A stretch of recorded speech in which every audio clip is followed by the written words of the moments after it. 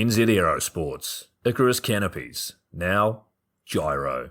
That's right, we've rebranded, and Gyro is our next generation.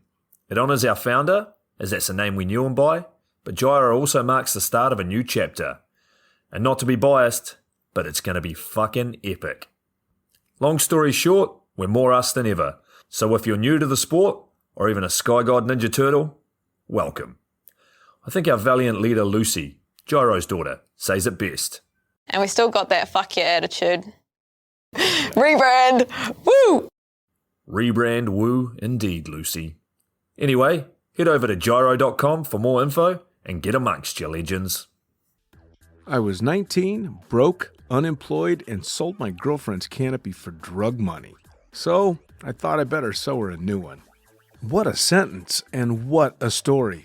This describes the humble yet outrageous beginnings of NZ Aerosports, the home of Icarus Canopies, in the words of our founder himself. From getting a paratrooper toy from his mom, watching parachutes at the DZ as a 6-year-old, jumping off the wharf with a parachute made from bed sheets, doing his first jump at 16, sewing his first canopy on a borrowed machine at 19, and starting to sell parachutes out of a garage in 1986, Paul Gyro Martin had an undying love for the sky. Our company started with one man with the wildest of spirits and a true blue sky dream, a renegade. In the time that Gyro created and ran the Icarus Canopies brand until he passed away in 2017, he pushed everything he had to its limits. We miss him, and we always will. Gyro is the next generation of NZ Aerosports. It honors our founder, of course, because it was the name we all knew him by, but Gyro the rebrand also marks the start of a new chapter, our next jump. Gyro is the space between sound and silence, art and science, chaos and calm. Gyro is a state of epic tranquility that transcends understanding. That moment, in the door, in free fall, mid-swoop, where nothing but the present exists. A perfect balance of euphoria and thrill. Gyro captures our passion for flying and our commitment to designing break-the-fucking-rules canopies that deliver pilots pure, wild flight. Hey gang, so I got a new book out. It's called The Upside of Fear, and it's exactly what you think it's about. It's about the good side of, well, getting scared. In it, we talk not only about the science and biology behind fear, but the psychology as well. And it's not just coming from me, it's coming from some of the best in the sport. Omar Alhigelan, Jeff Provenzano, Maxine Tate, and so many more have contributed their sometimes terrifying stories to the book to help you overcome your fear. So head to the lunaticfringepodcast.com. You're going to find the link to the book there, as well as the other books. It's available in ebook, paperback, hardback, and audiobook right now. Coming straight from the cockpit, it's another episode of Lunatic Fringe with the fucking pilot.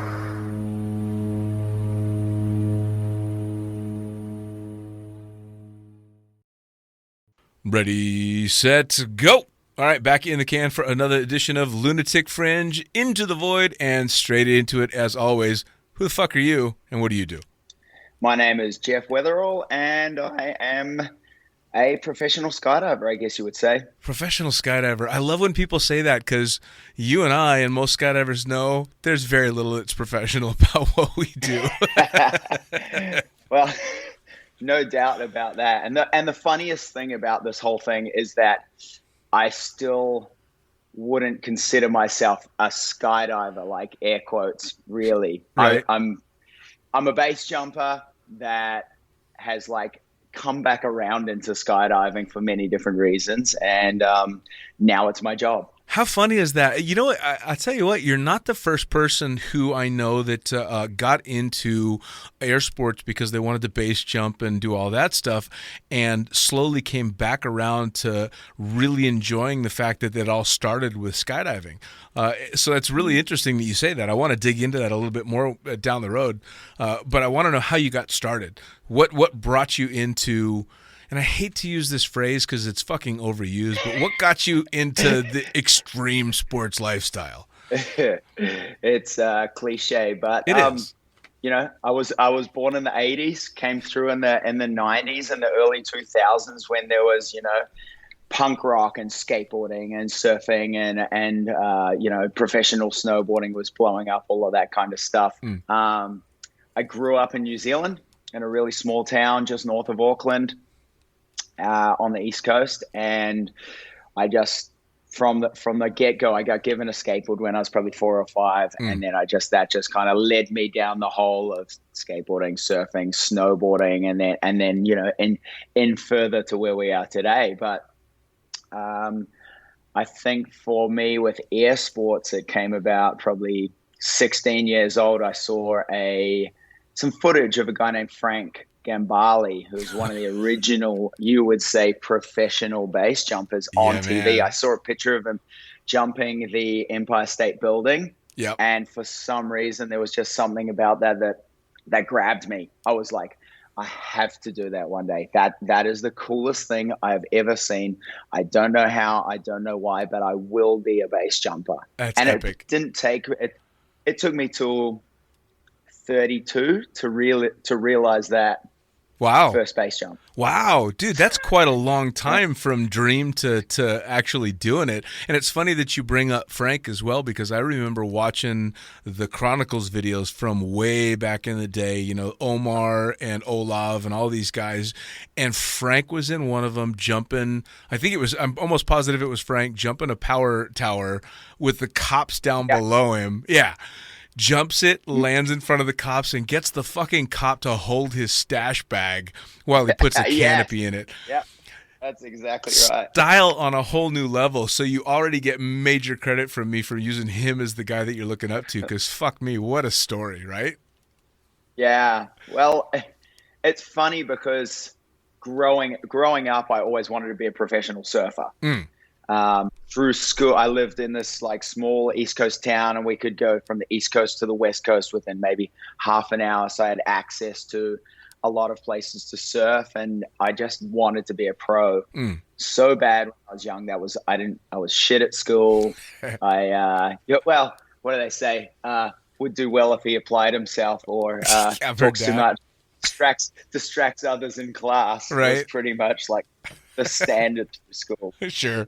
But I did a lot of contests when I was young, when I was really young. Got lucky to travel around, had a few like sponsors as a young kid, like in the under 16, kind of 17 category, where I did get to surf a lot and I did quite well. And then I just kind of got burnt out from contests, from just going and surfing in places with really shit waves, and I just kind of made me lose the love for that. And I was just like, I kind of ended up going away from that. I had this kind of life-changing experience at school. I got to go on this trip there in New Zealand. They have this it's like a tall ship, like basically what Captain Cook discovered New Zealand on. And they have like a replica of this thing, and they pick certain people from certain schools to come on this ship, and it's called the Spirit of Adventure. I ended up going on this trip, and for some reason it was just like a realization of like, oh, I don't need to conform to what school says is a career or this or that. I suddenly realized, oh my God, you could pretty much do whatever you think, something that you love, like you could chase. And that realization kind of came to fruition. And I just left school right away after that, went down this path of like indoor, like I did a diploma in outdoor education and recreation. And then that led me into going into working in some ski resorts in New Zealand. I ended up becoming a snowboard instructor down the track. And from there, wakeboarding kind of just came onto my plate. And I was at a point where I was thinking, well, maybe I could turn professional snowboarding, and maybe I'll go back-to-back winter in Whistler, winter in New Zealand. And during a summer that I was going to save up, an auntie and uncle of mine, they were like, hey, you should come wakeboarding. And I was like, no, I'm focused on the snowboarding thing. Right. And they're like, no, you should come. And I was like, no. And they're like, okay, we'll pay for you to come. And I was like, okay, I'm coming. Yep. So I went up to the set of lakes up in the northwest of New Zealand called Kiwi Lakes. Now that just north of a place called Dargaville, and there's some of the cleanest, most beautiful lakes in the world. And I went up there and spent a week. And wakeboard, I guess because of my background in skateboarding and surfing and snowboarding and stuff, just those board sports all kind of culminated together, and I picked it up really quickly. And I was like, wow, this is really fun. Next minute, I'm wakeboarding every weekend, and I'm going, holy shit, I got to go back to the snow soon. And I went back to the snow, and the whole winter I was consumed with, oh my God, I found this whole new sport, and it's taken over, and I love snowboarding. And do I want to turn pro at this, or is this a thing that I could do? I don't really know. And at the time in New Zealand, we had a bunch of pro snowboarders already. And I was like, how fucking cool would it be to be New Zealand's first professional wakeboarder, like legit professional wakeboarder, like not a guy that like gets some stickers and some t-shirts, but like a guy that like does really well and puts New Zealand on the map. Sure. So I went back to the snow for a season. And then after that, I was like, I'm going to do a summer. I'm going to dedicate the whole summer to wakeboarding. Going to do the local contest. At the end of the year, it's going to culminate in the New Zealand National Championships. And I was like, if I do top 3 at that, I will go to the USA. I'll go to Orlando, Florida, which is the mecca of wakeboarding, and see how I stack up against the rest of the world. And so I went to that nationals, and I subsequently won the nationals there. And I got $1,000 check, right? And so for like a 17-and-a-half-year-old, I got the giant check, and Right. I got $1,000, and I just got like, this was pre 9/11, so I just like one-way tickets straight to Orlando, Florida. That's fucking epic, man. Yeah. Now this was the start of. This is back in the was the day start of- when, and let me see if I get the name right. This is when, and I know him as a kid because I'm fucking old, but his name was Parks Bonifay. Yeah, He was like the- Fox is the man. Yeah, he was like He's still the top of the fucking pyramid, right? Because I remember, I did a little bit of board sports, but not nearly like you. But I remember watching this kid, and he was a fucking kid at the time, named Parks Bonifay, which is the coolest name ever anyway. But watching this kid on a wakeboard just doing shit that was unreal. So next thing you know, that's the kind of stuff you're doing. I mean, this is epic. Yes. Parks is a good friend now, and his name is synonymous with wakeboarding. Yeah. And if I go anywhere in the world, I sit on a plane and I talk to someone about wakeboarding, if they know anything, they know his name. Yeah. That's all they know about wakeboarding. They're like, Parks Bonifay. That's the guy, right? He's the Kelly Slater of wakeboarding. 100%. Awesome. 100%. You know, they used to call him the water skiing baby. His parents were professional water skiers at Cypress Gardens, doing like the pyramid ski shows and jumping ramps and not wearing life jackets and none of that bullshit. Right. Like they were like the old school. And then Parks Bonifay at 6 months old, they put him on a set of skis and they pulled him behind the boat, like, you know, probably like 2 miles an hour. And he grew up in that, you know. Right. It's kind of like people that grow up on drop zones, right? And then we go on to see them become the most amazing like air sports athletes. It's gonna happen. And they think nothing of it because it's just all they've ever known. No. Oh wow! Yeah, that's exactly. So I mean, you head to the United States. You're in Florida because you're in New Zealand. You're the man. Yeah. I just won the New Zealand Nationals, and then in Florida they have all of these ski and wakeboard schools all over the place. Like, because you know Florida, there's a million lakes. Yeah, like lakefront property is not a big deal. It's everywhere. Right. And so I opened the back of the wakeboard magazine at the time, and it's got like all the listings of all the places, and one by one I just ring them. Hey, my name's Jeff. I just won the New Zealand Nationals. I'm the best New Zealand has. I wanted to come to Florida, but I can only get a tourist visa. So can you help me out? Right. How can I come here? I'll coach for free?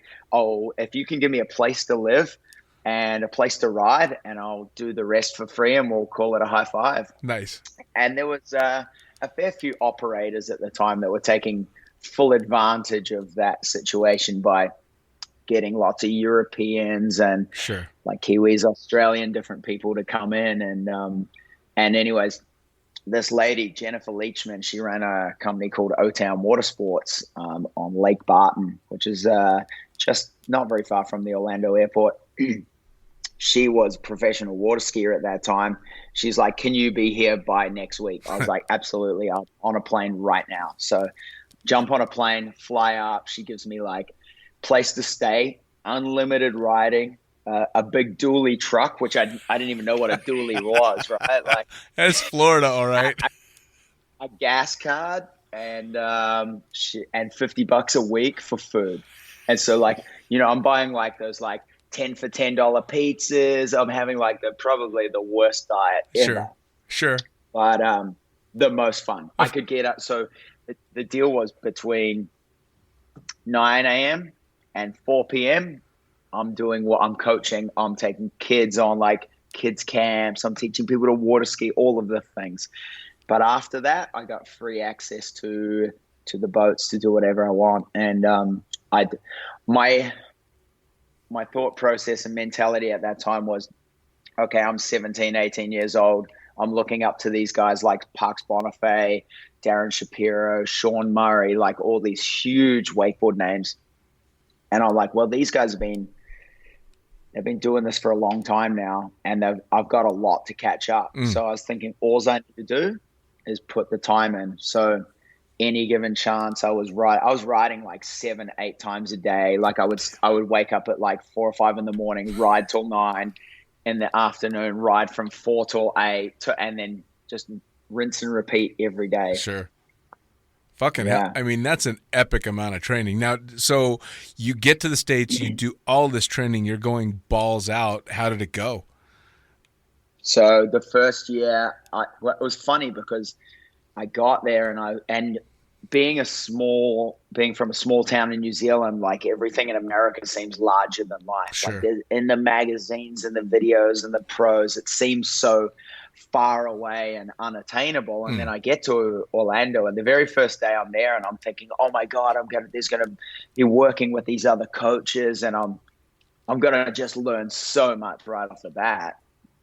And I get to this place, and first day we go riding. They're like, hey, yeah, come out. We'll just go for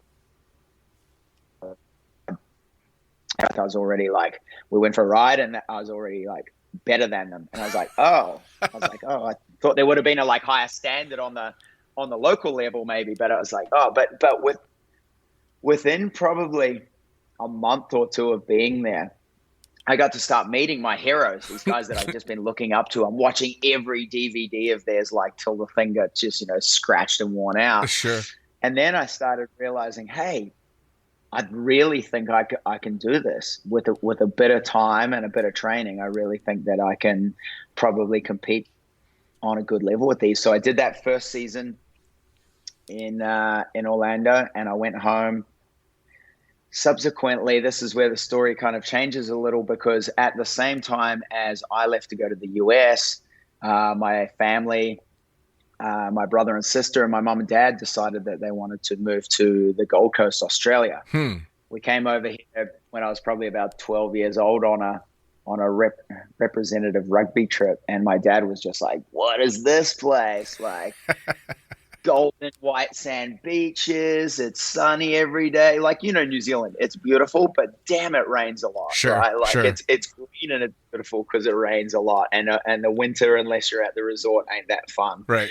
So he came over here, and it's like 360 days a year of sunshine, and so it was kind of his mission from that time till we actually moved over to move over here. So when I came back from the US, Australia was home all of a sudden. Right. And, I loved it. I'd been here plenty of times before, like back and forth on school holidays and stuff when I was young, but came back here, started training, and blew out my knee for the first time, which was in 2001. ACL. Oof. 6 months out. I'm not even pro yet. I'm just like trying to be pro, but like taking, right, everything in my own stride and paying for everything myself. So I had to sit out on the sidelines.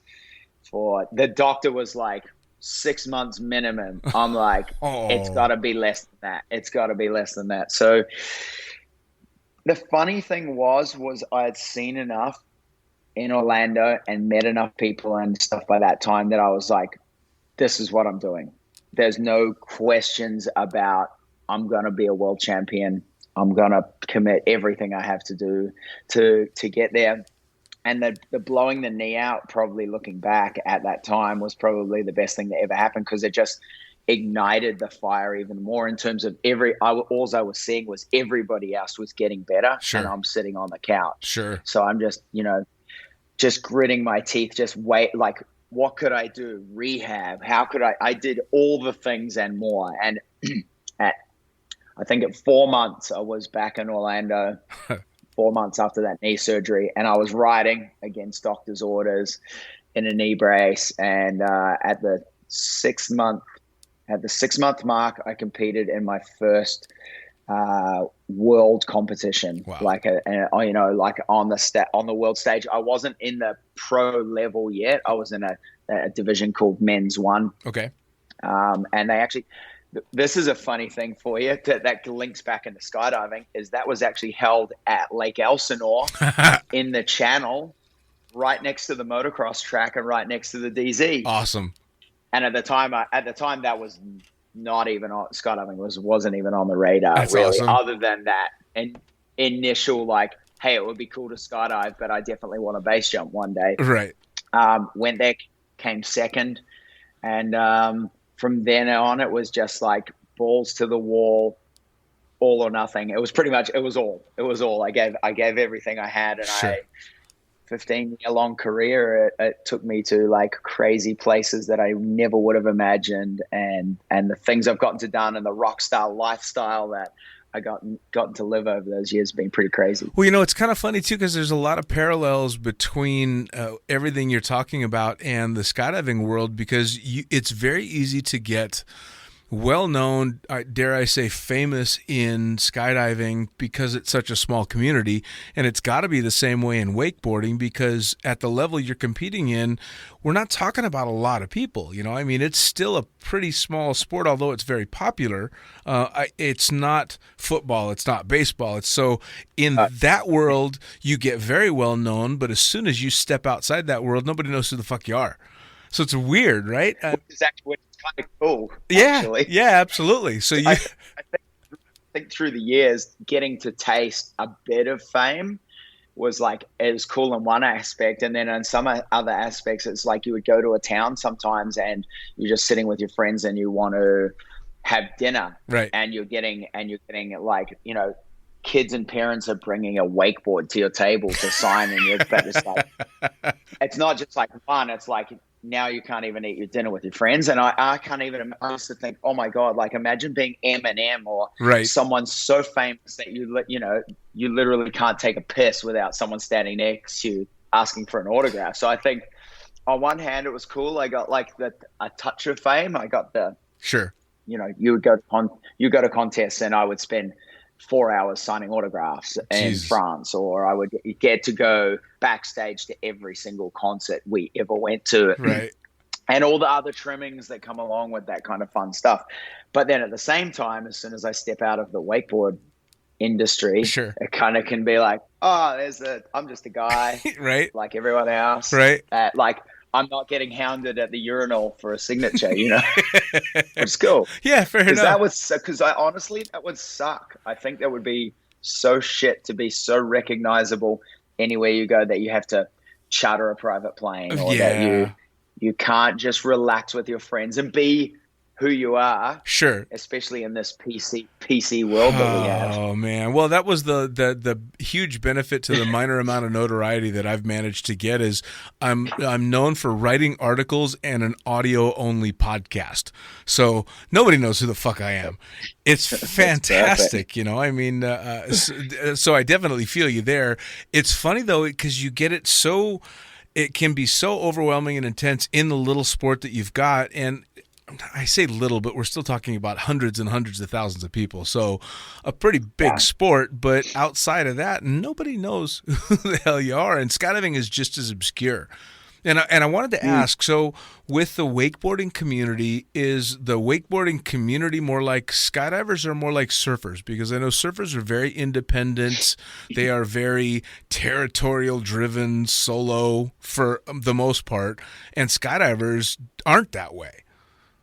I'll tell you one thing. All of the sports, they all love to party the same.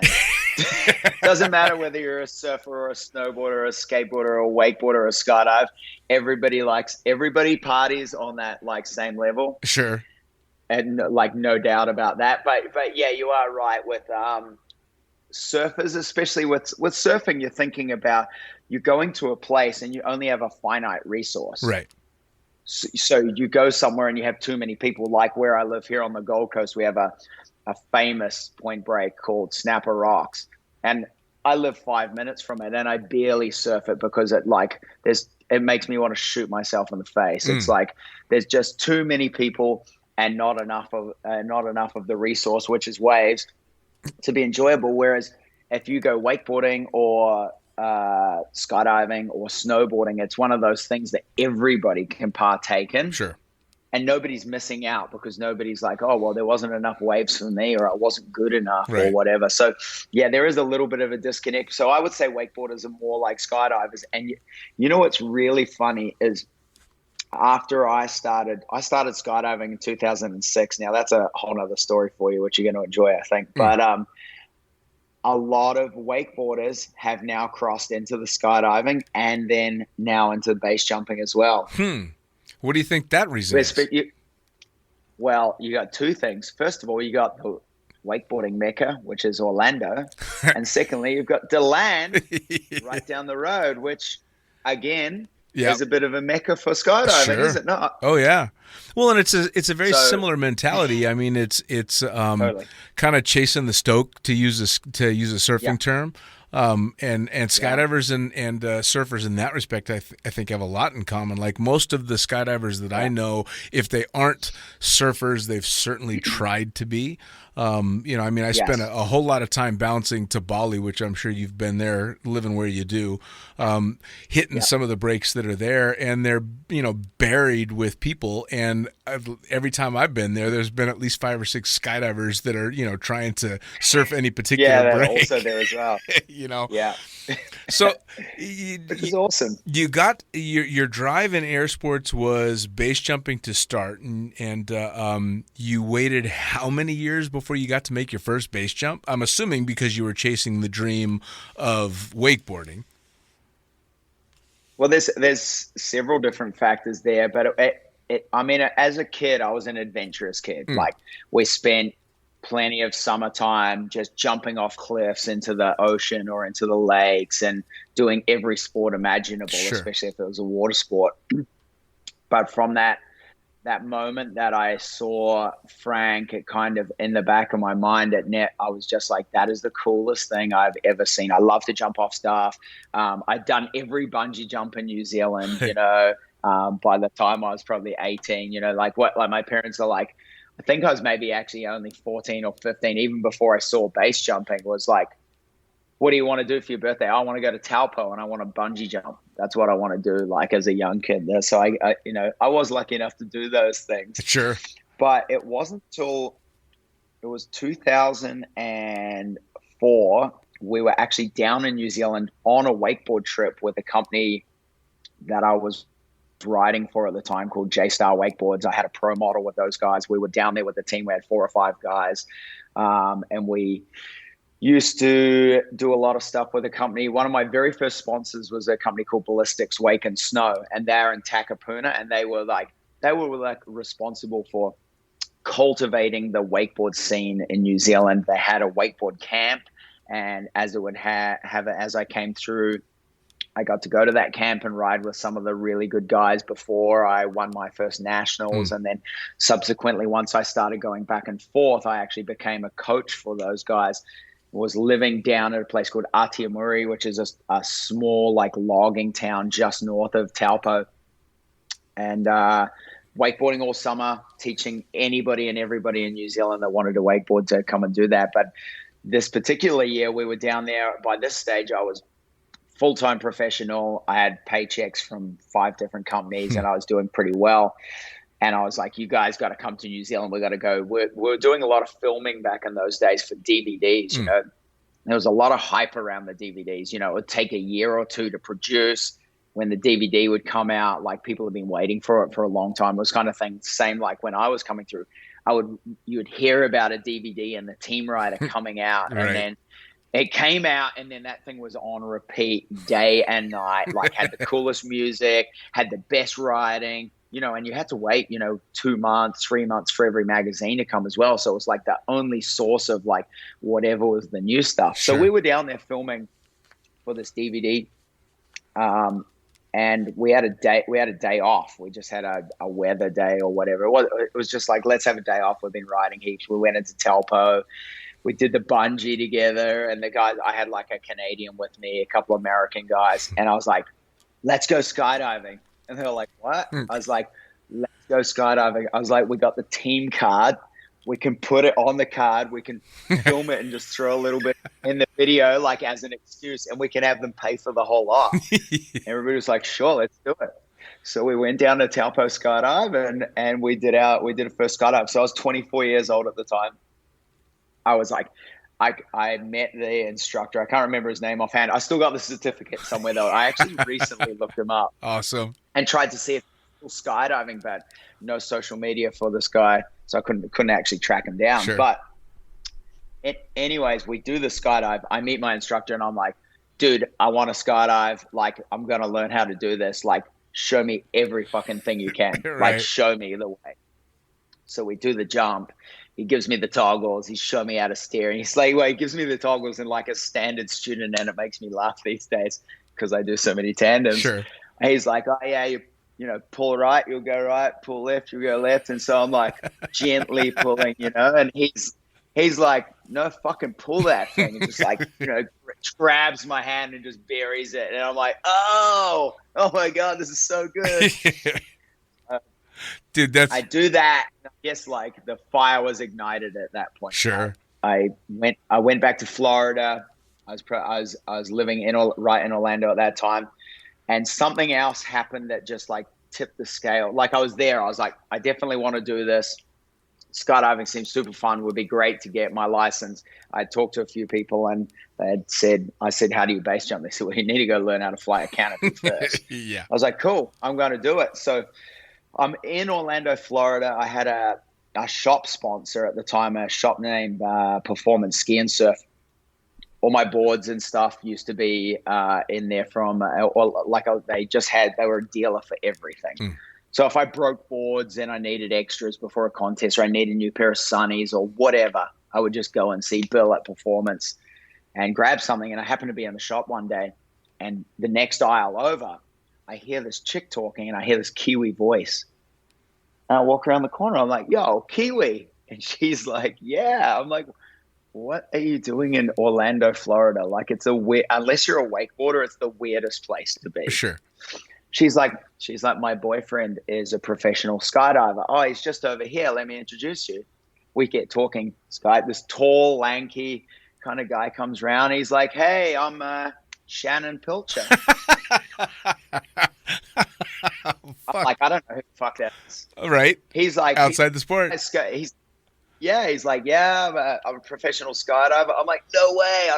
I always wanted to learn that. He's like, oh, well, my chick's into wakeboarding. At the time, I was like, let's make this happen. And he's like, he talked me into it. I ended up actually going out and doing my AF at the Kennedy Space Center at Titusville. Awesome. Not at DeLand. And so I did my AF from 18,000 feet. It gives you a little extra working time. I didn't even realize, right? I did my AF there, and then Shannon's like, hey, come join us at DeLand. And I went down to DeLand, and I did like a beginner flight course with him and Parks Bonifay, because I called Parks. I actually called Parks and another guy named Colin Harrington. I was like, boys, let's go skydive. I've been talking to heaps of the guys. Let's do this. And Parks and Colin were like, yep, sweet. So they jumped on board. So we went down and met Shannon, and he took us for some beginner canopy courses. And then it got to the point where we were like, Shannon and a bunch of other guys from DeLand were like, oh, we love wakeboarding too. can we come wakeboarding with you guys? We're like, yeah, well, why don't we just trade out? Like, you guys come wakeboarding with us one week and we'll set you up with brand new wakeboards from our sponsors and life jackets and ropes and handles and all that. And I was like, you guys can hook us up with stuff from your sponsors. So next minute I've got like an LT and a helmet and all the shit that I need. And they got all the shit they need. It was like, it was a cool time. That's fucking epic. And again, that's another huge parallel between the wakeboarding and the skydiving communities, because just like with how you said with wakeboarding, you went from looking up to Parks Bonifay to being his friend. It's the exact same thing in skydiving. You know, it was maybe 2 years ago I started becoming better friends with Omar Alhijalan, who is, you know, the epitome of free flying and the hardcore skydiving that I grew up with, and he was a fucking hero. The guy's same age as me, but you know how it is. Age doesn't matter in these sports. It's all ability and skill, and so I look up to a lot of people that are younger than me or the same age as me, and I've had the opportunity to meet and become friends with him and Olav, and meanwhile, some of the greatest in the sport now I'm happy enough to call friends, watching these guys do shit that I could never fathom being able to do. And you have access to these people that in anything else you never would, which is so amazing. I mean, the fact that Shannon Pilcher basically pushed you into starting to skydive is fucking fantastic, man. I mean, he's skydiving royalty. Yeah, I know. And I didn't at the time. I had no idea. Of course not. Even funny, you know, a year and a bit ago or so, we had the World Championships down here in Australia, and Shannon was in town, and it just happened. We've stayed in contact all those years. He's staying at my house with his wife and his kid, and we're like, this is so cool. Yep. Like, we met so many years ago, and here we are all together. I'm married. He's got a kid, and like, you know, beautiful woman. It's like, oh my God, it all ties in together. Oh yeah, man, you have to love it. I mean, the first time I met Shannon was, I believe it was Skydive Cross Keys back in the big party days and all that, and all these other people that I met along the way, and cut to, you know, when I started the podcast and I end up with Omar or Craig Gerard or Pablo Hernandez from the PD team, all these amazing people that I've gotten to come sit in a fucking toilet and talk about skydiving with me. It's cool. Right. It's awesome. It's fucking amazing, man. It really puts such a human side to such an incredible sport. It really does.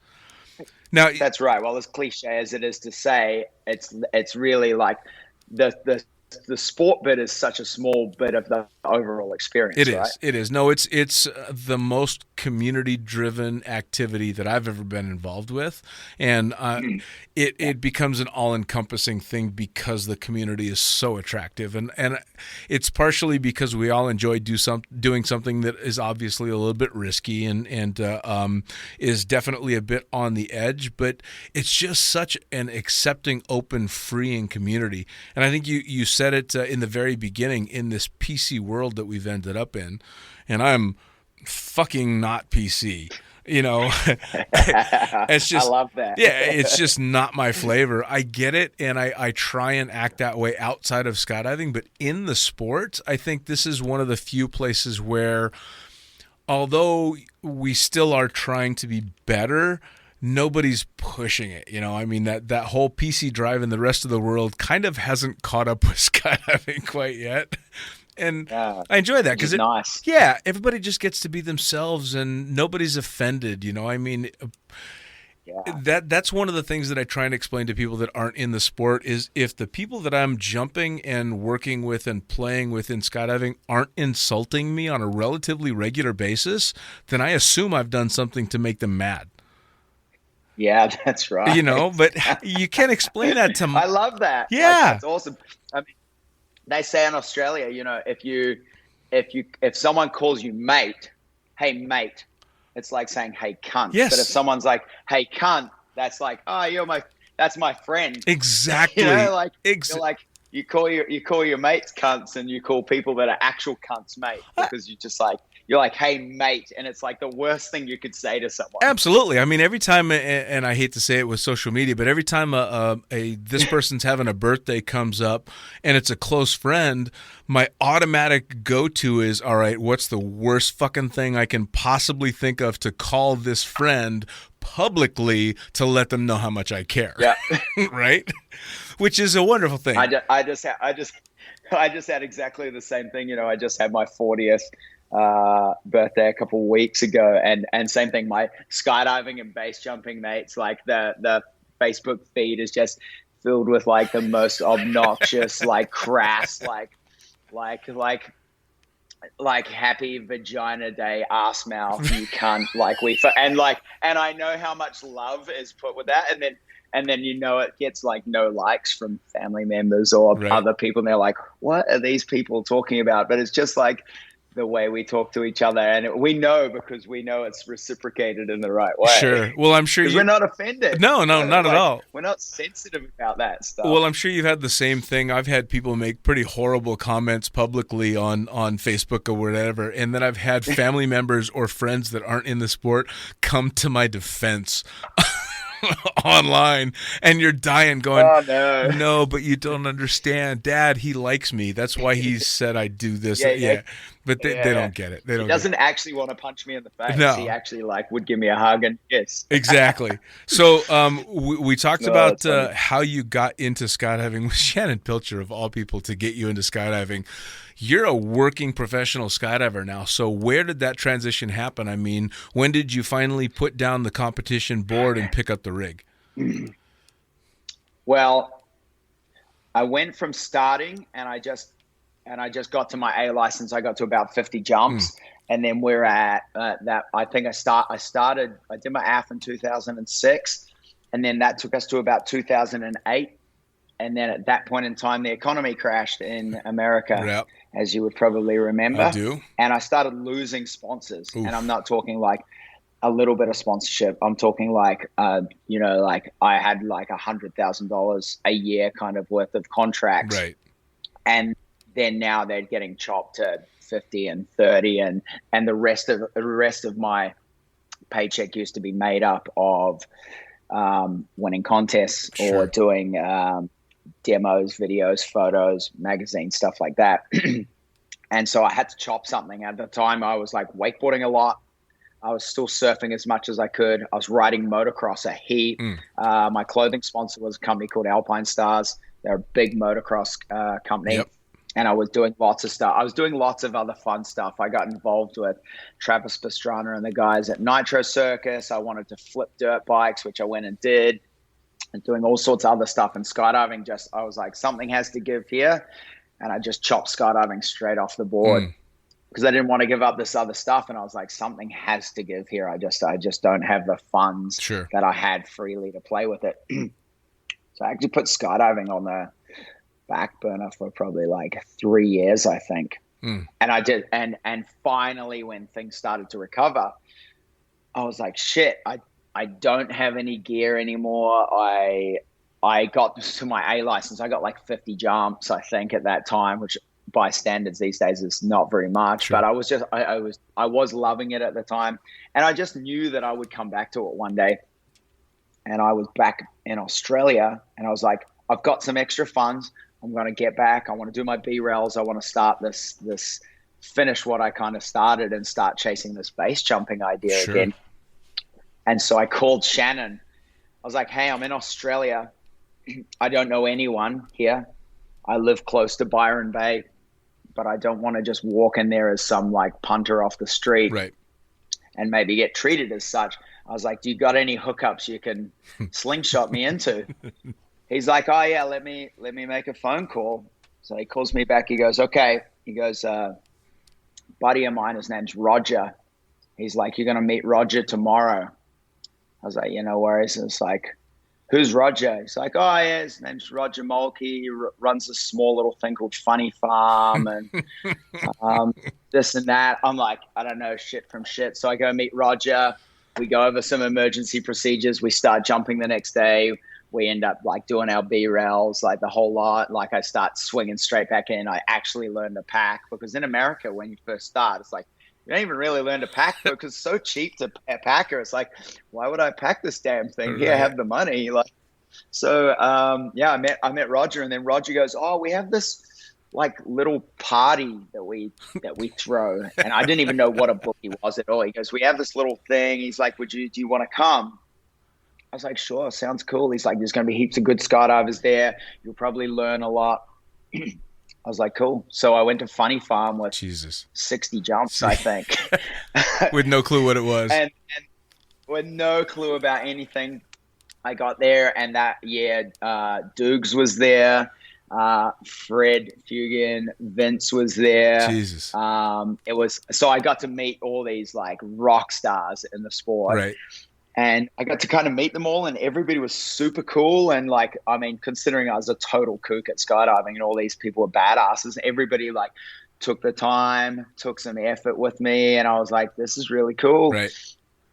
And after that, I actually got a chance to sit down with Dukes one night there, and I was like, I want to be a base jumper. He's like, sweet. I'm like, what do I have to do? He's like, well, get 100 skydives.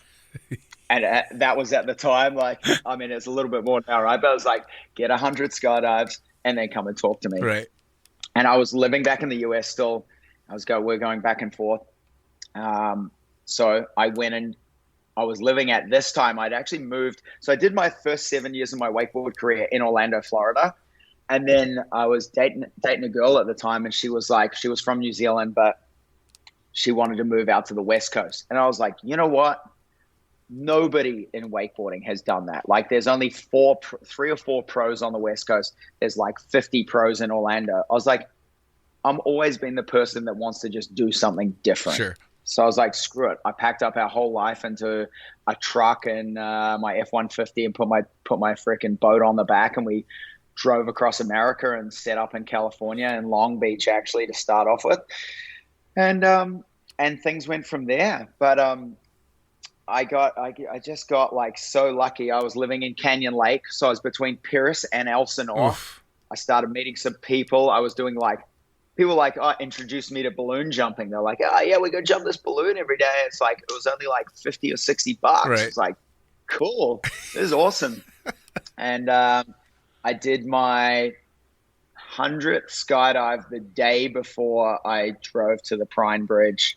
I couldn't actually meet Dukes. We tried to get our schedules to fit. Couldn't make it happen. He's like, I'm going to put you in touch with my friends Jimmy and Marta. So I went up and met Jimmy, and he took us for my first 11 base jumps off the bridge. And after that, I was hooked. I was like, I was everything. Absolutely everything I dreamed of. The first jump I was so psyched to finally be there. It was like, there was no scared, no hesitation, no nothing. First jump, awesome. Second jump, awesome. Third jump, the gravity of everything like hit me, and I was like, oh shit, like this shit is real. Right. Like I just watched someone do a gainer and bridle wrap on their leg and like nearly go in. Yeah. And I was like, oh my God, like this shit is so real. And that kind of like put the handbrake on, but I was still so psyched. And from then on, I flew back to Australia like I normally do as the winter comes in on America. I met Dukes in the Blue Mountains. He's like, oh yeah, we're going into the Blue Mountains. You can come join us. So I got 11 base jumps, and they're like, come and join us at our beginner base jump spot here in Australia. And I did the next set of jumps off the overhang in the Blue Mountains, which was absolutely terrifying. I bet. Like the canopy skill level that I had, and I laugh now because obviously like I'm that quintessential wanna be a base jumper, had a minimum amount of canopy skills, and then just went and started base jumping. Sure. That's like, I mean, you hear the story all the time, Oh, yeah. right? And it's quite funny now, but also terrifying that you think like that we even did that, or that we thought that was okay. Oh yeah. But I survived. I got through that. You know, by that stage, my first base jump was at 32, and then I started rock and rolling, and I was kind of a little bit disheartened with skydiving. I bet by that time I'd been to 10 or 20 drop zones in different places, and I'd got to meet some of the sky gods, Sure. I guess you would call them. Sure. And I was like, coming from a sport that is much bigger than skydiving, being able to play with the guys that were professional surfers, professional motocross riders, professional wakeboarding. Skydiving was the tiniest on the blimp of those sports. Those sports like really overshadowed it. But then I met some people in there that I was like, these guys are real dicks, and they think they're so fucking cool, and they're not even cool at all. They're just skydivers, and that's it. And I started to actually see the disconnect even within the sport, and would notice, like, I would go somewhere and be like, oh, those guys are skydivers, but they base jump as well. Sure. And they're all really cool and really welcoming. And I meet these guys that were just free flyers or whatever, and they would have not the time of day for anyone that only had 100 jumps or whatever. And I was like, screw this. I was like, why am I hanging out with these kooks? This sucks. I just straight up, I just stopped skydiving. I was like, nah, skydiving's not cool at all. And skydiving definitely went through that phase, and I kind of had a similar experience in not the beginnings, but not quite my midpoint in skydiving, and it was the same thing. You'd see as you say, sky gods that didn't have time for anybody that wasn't up to their snuff, so to speak. But I've also now seen the transition over the last maybe decade or so where people that are like that are starting to be ostracized, and they find that being that sky god is no longer fucking cool. Now, if you're not willing to go play with the 100 Jump Wonder and help and mentor, then you're fucked. So being a sky god anymore is it's a joke, and absolutely, it should be. Take Team Airwax right now. They're a great example of what it's like to be literally a world champion team, and as open and happy to be skydiving and having fun with everybody. And that's an amazing thing, because back when skydiving was first getting recognition with the X Games and all that kind of stuff, that's when that real hardcore sky god mentality was there, and it was ugly. And I don't see that so much anymore, which is amazing, but I can absolutely understand why it pushed you out. Well, it's funny, like coming from these larger sports and getting to hang out with heroes, like literally hang out with Kelly Slater and people like that, and realize like this guy is the greatest of all time in surfing, which on a scale of 1 to 10, surfing's at the top end and skydiving being down here. And he had absolutely no reason to ever give me the time of day. Right. And yet here we are sitting at a banquet, drinking beers, going surfing together, and absolutely being the coolest guy ever. Sure. And giving anyone his time of day to bouncing between Paris, Lodi, and Elsinore, and meeting some people that I was like, what's up with these guys? I'm not into this. That actually pushed me out of the sport. I was like, screw that. I just was base jumping all the time everywhere I went, I met base jumpers, and I was like, oh my God, this is my family. These guys are cool as. I show up in Moab. I call someone. I'm in Moab. I don't know all I see is cliffs that look like they're jumpable. I have nowhere to go. 3 people from 3 different countries ring a friend of ours, Jill Cars, like, hey, Jill, this guy Jeff's in town. They're like, go to this. They go to Eddie McStiff's. She'll be bartending. I roll down. I walk in. She's like, you must be Jeff. I'm like, yep. She's like, my house is down the road. There's 3 other base jump girls that are staying there. You can be welcome to stay as long as you want. I was like, what is this? I'm just rolling it. This is awesome. I end up staying for like a month on their floor. I meet Andy Lewis and all their crew, and we're jumping with this big badass crew of girls like every day. And me and my buddy Ants from New Zealand, he had just done Dukes' course. So it was a few years later, after he'd been watching me go into it, he was like, I want to do this too. Right. We're traveling around together, and we get to Moab, and they're just like, yep, come stay. We'll show you all the exits. Like, they were just like the biggest welcoming family, Sure. So yeah, it wasn't until like much later that when I retired from wakeboarding, and I was like, what am I going to do? Like, and I'd been thinking, I retired at 34, and people had been asking me, oh, when are you going to retire from like the age of 28? And it was in the back of my mind, what the hell am I going to do? And how, what's going to be like, I've done a great job of spending every dime and having the absolute best I can, Sure. best fun, but the transition was going to be difficult out of that and into something else. I was like, I need to find something that I like to do. Sure. And I was like, well, I love base jumping. Skydiving is pretty fun. And by that stage, I'd already lost a few friends base jumping. And I was Sure. like starting to realize that the people that seem to do the best in the sport are the ones that also skydive all the time. Sure. And so that's what really slingshot me back around. At this stage, we had moved back down to Australia here, near Byron Bay. And I went into the drop zone and I said, I want to become a tandem master. I want to get into skydive. I did the same thing that I was doing wakeboarding. Is I just like, if I want to be good at this, I need to just throw myself 110% into it. Sure. And it was like the only way to do it is to do it every single day as much as you possibly can. Yep. So I went in there and I knew one guy that I'd met at Funny Farm, and he talked to the boss there, and they were like, hey, I was like, I'll be the janitor. So I went from being like, 2-time world champion wakeboarder, going everywhere, to like, hey, I will do anything I've run out of sponsors. I'm running out of money. Where do I go from here? They were like, we need a bus driver, we need a janitor, and we need a packer. And I was like, sign me up. Awesome. And even my chief instructor, Joe, he has since said to me, man, he was like, when you first came in, he was like, looking at your resume from what you've done, he's like, I didn't know how you were really going to go stepping away from being a mega rock star into like just being like Joe Blow janitor nobody at the drop zone. But I mean, it soon became apparent that, I was a pretty driven person, and I was willing to do whatever it takes to get where I want to go. So, which is epic. And I'm actually going to back you up a bit, because you said a name that I had to giggle but keep my mouth shut. Jill Koosman. Jill Koos. Yeah. I took her on her very first tandem in Skydive Cross Keys.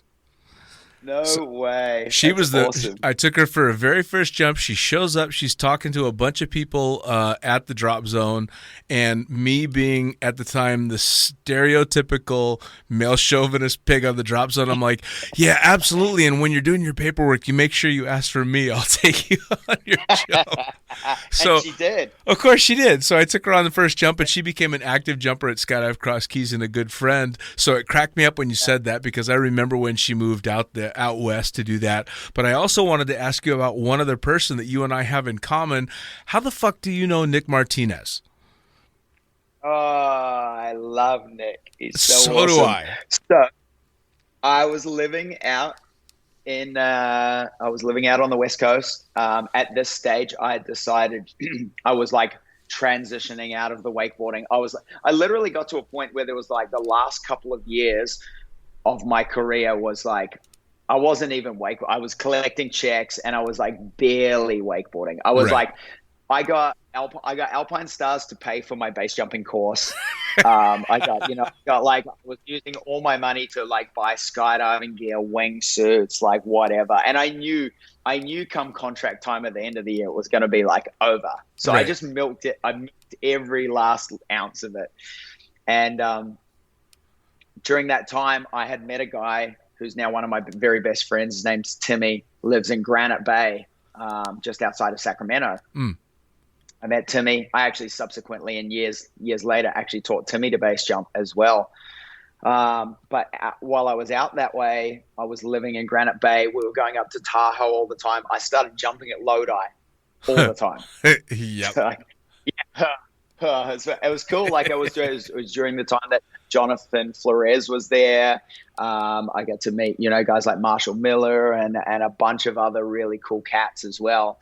But during that time, I met a guy named Graham Hunt, who you would probably know of as the other person that unfortunately passed away with Dean Potter. Yeah. Now I met Graham through a friend of mine, B. Gonclaves, and she had been working at Lodi for a while. And we were going up to Tahoe and still wakeboarding and doing this and that. And we spent like 4th of July together. And I was like pretty hard into the base jumping at that time. And B took us out to Yosemite. We met Graham. Graham and I clicked right away. There was just something that we instantly clicked. Like everybody, we met like the first day. We did a little bit of rock climbing together.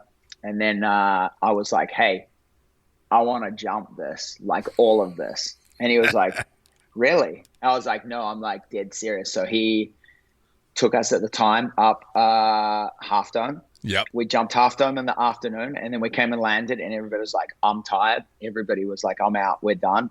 And I was like, you want to go do El Cap? And he was like, you want to back up Half Dome with El Cap, like back to back. I was like, yeah, let's repack and go. He was like, fuck yeah. He was like, someone I could rage with. I was like, sure. So that was us. We started. So I started hanging out with Graham all the time. He was showing me around the valley. We were we were staying down in Sean Larry's little caravan, like just outside of the park. I never, unfortunately, got to meet Sean. I would have loved, but it was so cool to be in his place with his friends and get to really experience some of the history. And then because that history tied right back in with Frank. Sure. And during that time, I also got introduced to Nick via my friend Tom Grayson. I know Tom as well. Yeah, of course you do. So we were actually traveling from Granite Bay. We were doing a road trip down to Arizona for the Arizona Base Boogie one year. And we just stopped in the park on the way through. I said, because I wanted to see Graham. I was like, let's stop in by the park. We didn't even actually jump, which was pretty funny for us. Because normally if there was a minute, I would make it happen. We came in.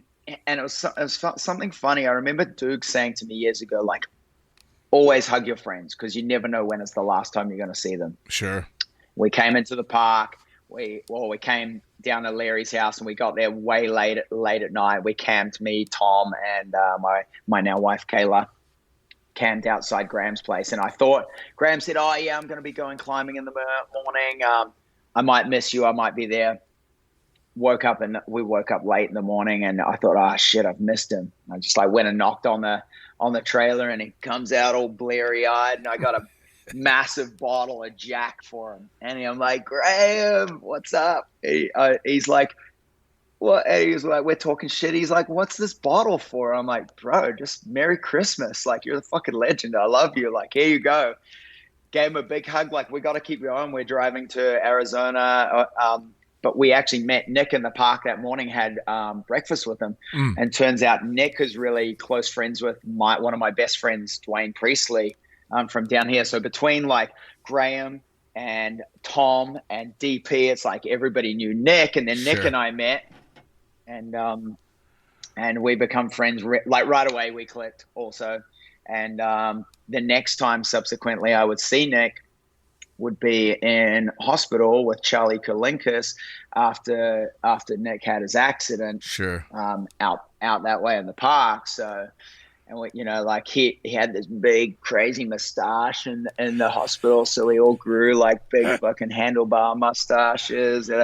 Yeah, we went and seen him in hospital a few times, and we've always just like kept in contact. He's like such a legend of a dude. I love him. And I love that it ties in now that he's out like with all these big wave surf guys that are sitting on the jet ski at Mavericks and shit. I said to him, I was like, man, you gotta learn to surf. You're around the best dudes in the world. Like, take advantage of that. Oh, dude, he's such an epic guy. I mean, when I met Nick, him, Ivo Ninov and Emma McNeely and the rest of the Stone Monkeys came out because they wanted to learn how to skydive so that they could fucking base jump. And of course, I'm tucked in my tight little skydiving world. I don't know who the fuck the Stone Monkeys are. Who are these guys? Cool. They're really nice guys. Well, I took Nick on his first AFF jump, one of the scariest AFF jumps I've ever been on because, Nick, he's tall and lanky and thin. Yeah. And these guys don't get fucking rattled because they're used to all this, hardcore exposure hanging off these walls. So he's not freaked out at all. Me, on the other hand, I'm watching my student helicopter away from me, giving him the pull signal the entire time, freaked out. But he's calm as can be, spinning on his first AFF. He's thrown both his instructors. He pulls, we land, and he's apologizing. Oh man, that was really bad. I'm so sorry, in that thick accent that Nick has got. Yeah. And I look at him and I smiled and I said, look, so they taught me that I should always say something positive about the skydive. But this one's going to be kind of tough. And I tell him everything that he did wrong, and then I smile and said, but I will jump with you every fucking day of the week because you did the one thing you need to do on every skydive. You pulled. You pulled. Yeah, you survived. You pulled, dude. I can fix everything else. If you don't pull, I can't fix that. But you open the parachute. So, of course, Nick and Ammon and Evo, we all become good friends, and I've kept in touch with Nick over the years and through, excitement and tragedy, and that guy is just a fucking rock star and is humble and soft-spoken and as sweet a guy, especially considering how truly talented that guy is. Yeah, no doubt about that. Yeah, amazing. Yeah. Well, and it's funny because you've already named, I don't know how many people that we have in common. You and I have never met. You were recommended that I should talk to you via Nick, and it turns out, of course, we know all the same crew. It sounds to me like you were in California at the same time. I was flying for Ray Farrell. So we've crossed paths pretty fucking close, and that's one of the things I love. Yeah, sure. It's one of the things I love so much about skydiving is that no matter how far around the globe we're spread, it is such a small, fun community. Yes, it really is, and it is amazing, and that's one of the things that I maybe want to bring it back around to is that, like we were talking about that, that time when there was, the Sky God, and then me coming back into the community, and the second time I came back round into the community, once I came back into Australia, I decided, instead of letting these people, negatively affect my view on skydiving, why don't I just become the person within the industry that I wish that I had found when I first came around, or like the base jumpers that I met and stuff like that. So that's one thing, like meeting Nick and meeting Graham and meeting all these, and meeting Charlie Kalinkas and all these people that are amazing and all their, and they're all amazing, not just because they skydive or base jump, but in their own realms, they're rock stars, like you've got Nick badass climber, you got Charlie's a doctor, my friend Timmy is like, does many things like pilot, helicopter, plane, like people have all these multiple skills. Sure. But yeah, they still have the time to be an awesome human being. Sure. Well, that's what matters. One of the things that I've been so constantly impressed with doing this podcast is talking to people that I know as skydivers and finding out what's behind the skydiver and finding out about crazy education and crazy jobs and all these amazing things that they've done either before or during skydiving that you don't know about because they're just this person you're having a blast with going out and jumping. I knew Charlie Kalinkas, but I didn't know Dr. Charlie. I mean, when I had him on the podcast, you're talking to him and it's fucking fantastic. And if you hurt yourself, you would have got to know him real quick because he would have stuck a finger up your butt real quick.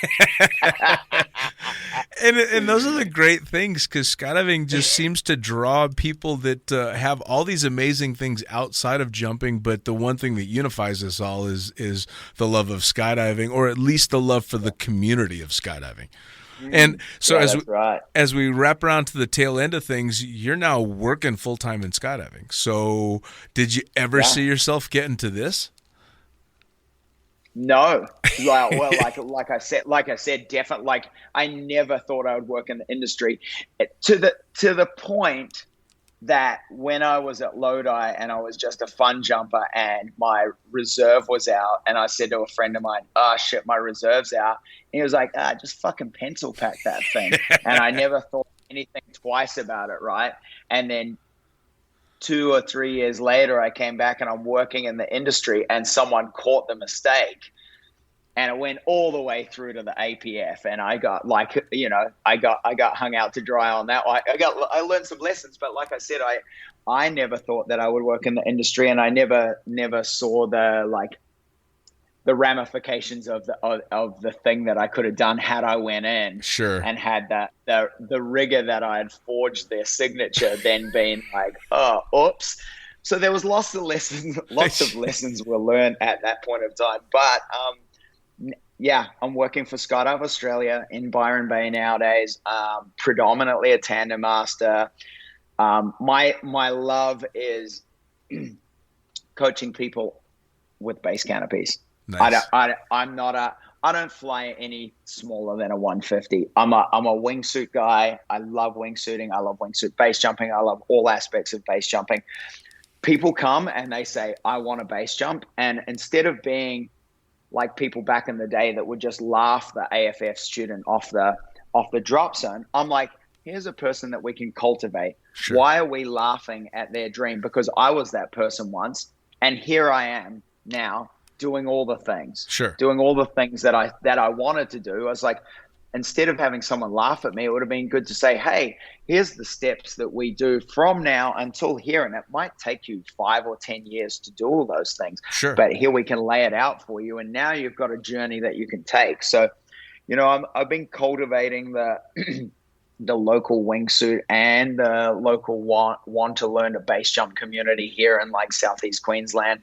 We get a lot of guys and girls coming through, and I will freely teach them to pack base rigs. I suggest a lot, because we don't have the objects here in Australia that are really, really great, like a bridge. Sure. Pre being locked down, it's like my suggestion to people is, hey, go link up with Dukes and the guys that learn a base jump and go to Europe and do it.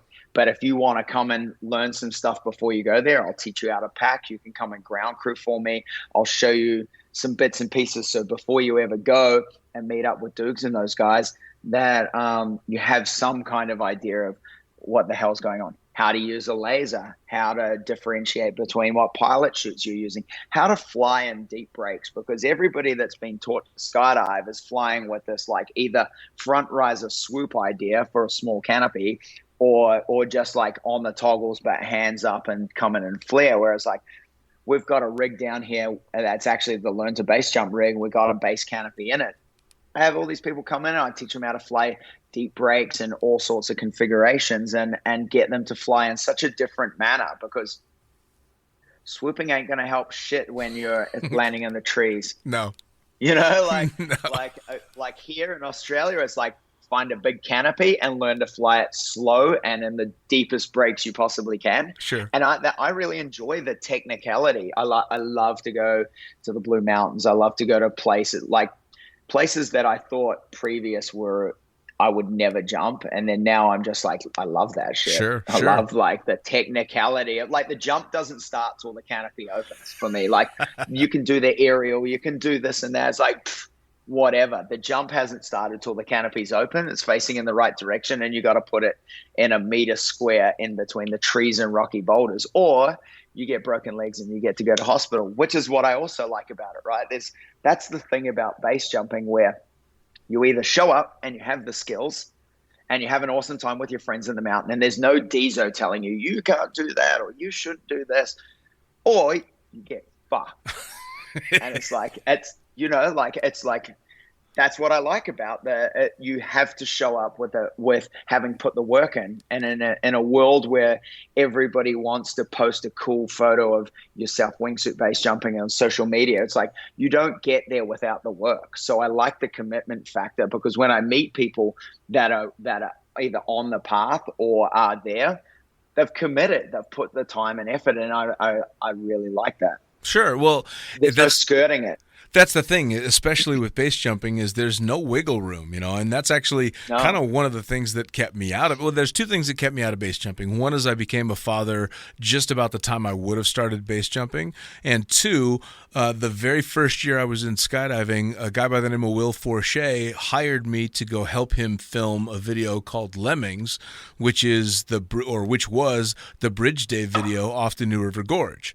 So I stood at the base of the New River Gorge on the sand next to the river, watching people pound themselves in, fly into trees, and break themselves left, right, and center all fucking day long, and went, yeah, that was really cool to video. I never need to do that shit.